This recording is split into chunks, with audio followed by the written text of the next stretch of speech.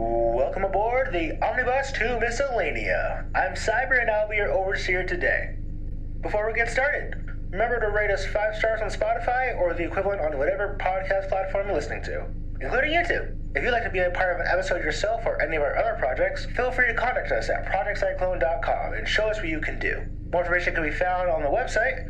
That's projectcyclone.com, projectcyclone.com. With all that being said, our next stop, a confrontation with mortality, a struggle with the unknown and its implications. Written by Braden Lambdin, the Maker. How often do you get a song stuck in your head? Hundreds of times per year usually? Only this time was different. I had never heard this song before. It was a deconstructed song, a melody mostly. It's always difficult to put music into words, but I think it went something like this. Da do do do. Da do do da. Over and over again, I've serenaded myself. It's been weeks now. I'm not even certain of the instruments that created it. I've slowly molded it into a horde-led chorus, a cascade of hordes in an orchestra, almost. Very much like a swingin' jazz piece from the big band era. I'm a jazz connoisseur, so maybe that's why the tune has stuck with me for so long. I hum it to myself in the office. I hum it to myself in the shower. I hum it while walking the dog. I hum it in the rain. I hum it while walking through the city. I hum it on the subway. I hum it in my dreams. I hum and I hum and I hum. Each round leaves me more crazed to identify the song. Its simplicity is also its evil. I awoke late for work on Tuesday morning, around 7:45 a.m. Miraculously, my little tune was not my disrupting alarm, but rather a large truck that blew my house and shook me, and my home's foundation, for a stern rattle. I ran through my morning routine, an arduous process when you consider the banality of it, with my head free of horns. I was not humming in the shower, or while taking the dog outside, or while getting dressed, or while walking the streets, in the rain even, or while boarding the subway. I didn't even fully realize the tune was gone until I took my seat on the subway and finally had time to think about what was missing. I placed it as my persistent little song.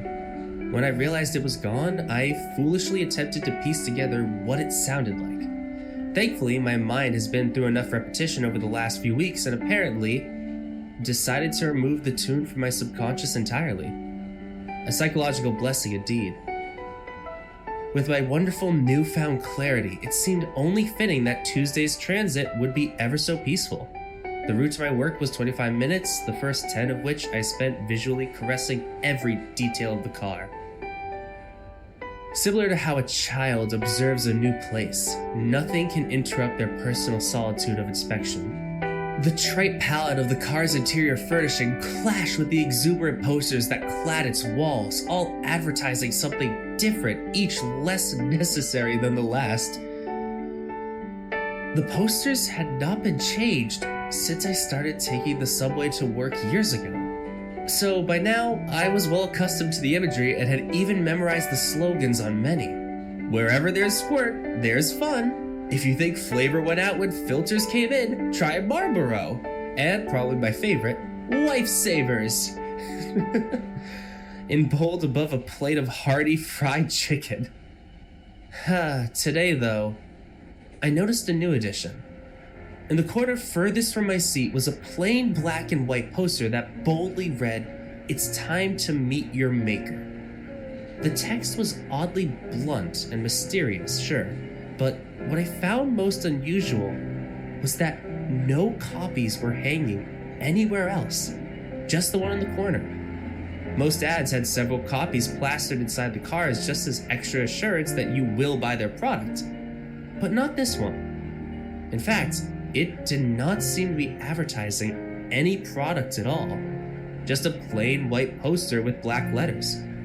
It was certainly puzzling, but I simply attributed it to the wave of weird novelty art movements that plague any metropolitanscape.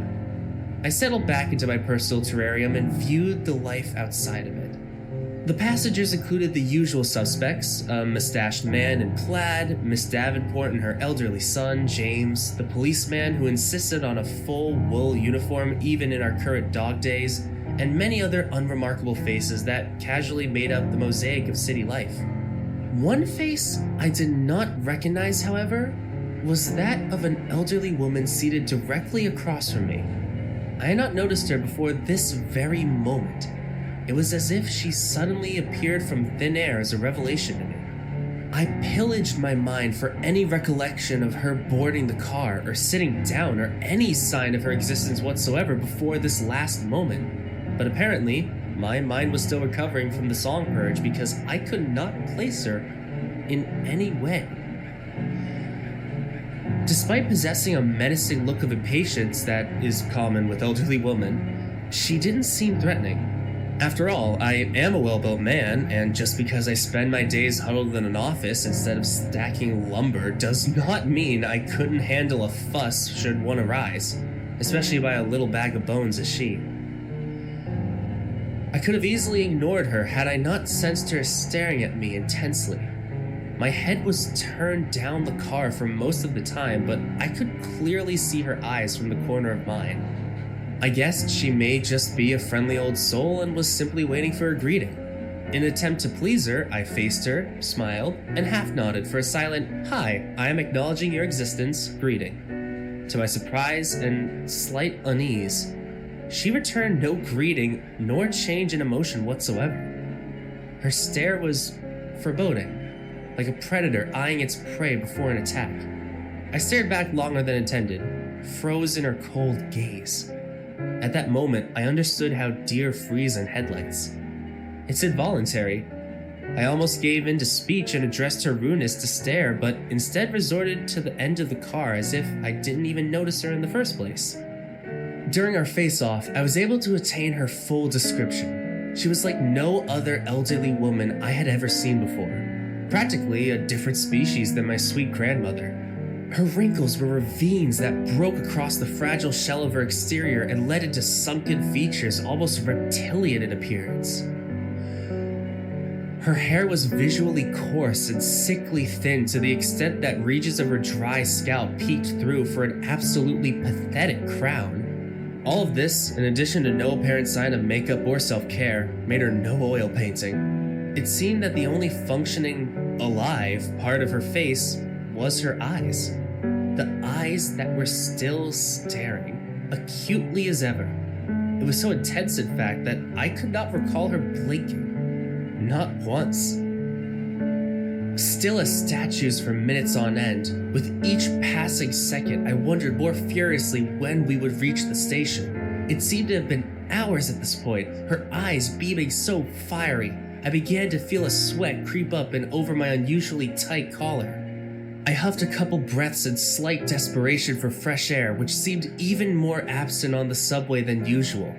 My unease grew into physical discomfort while her demeanor seemed to fade into a calm serenity. I just knew she was the cause of this. I didn't know why I thought that, but it popped into my head at the moment and I couldn't think of anything else. Finally, my pressure and panic and fear ballooned over the precipice of rage as I decided it was time to call her out. Without turning my head, I quickly rose to my feet as a king rises from his throne in seething fury, ready to spit fire below and melt the old hag's face right off her crackling bones. And as I turned my head in my blinding fit of wrath, I was met with hers, eye to eye.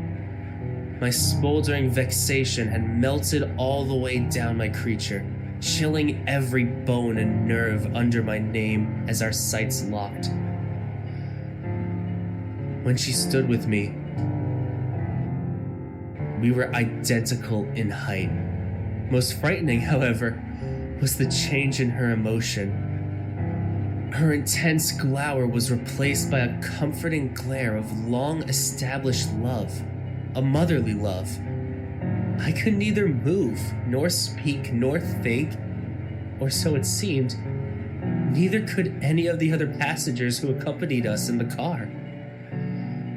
As much as I could gather from the corners of my eyes, no one was looking in our direction at all. They all rested in complete indifference, ignorance, as if the woman and I weren't even in their presence. As much as I wanted to yell to the policeman for security, I could not, for the woman and I were lost in a haze. I was completely perplexed by her new comforting look, which was of the utmost contrast to her previous death stare.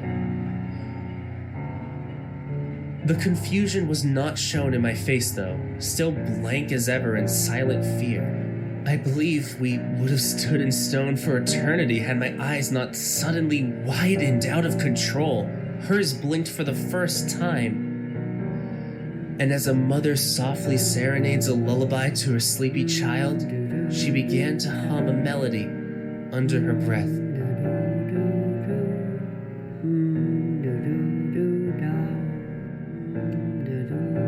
I began to weep in sweet release, as did she.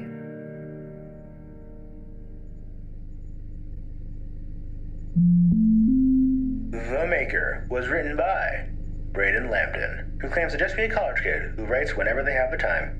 You can find Braden at u/HoodieBraden on Reddit. Narrator was played by ThreepioToaru, who can be found on YouTube at ThreepioToaru. In addition to being a YouTuber and a voice actor, Threepio is also a game developer. This episode was edited and composed by Cy Nelson, who can be found on Reddit at Cy_Cyclone and on Instagram at Cyber_Cyclone. The producers for this episode were Cy Nelson and Teddy BBBear, who can be found on Instagram at TDY_BBBear. All links and credits can be found in the description. As for our bus, you can always find a stop on the corner between somewhere and nowhere. Next episode releases April 22nd. Thanks for listening. Stay safe, stay cozy. We hope to see you soon.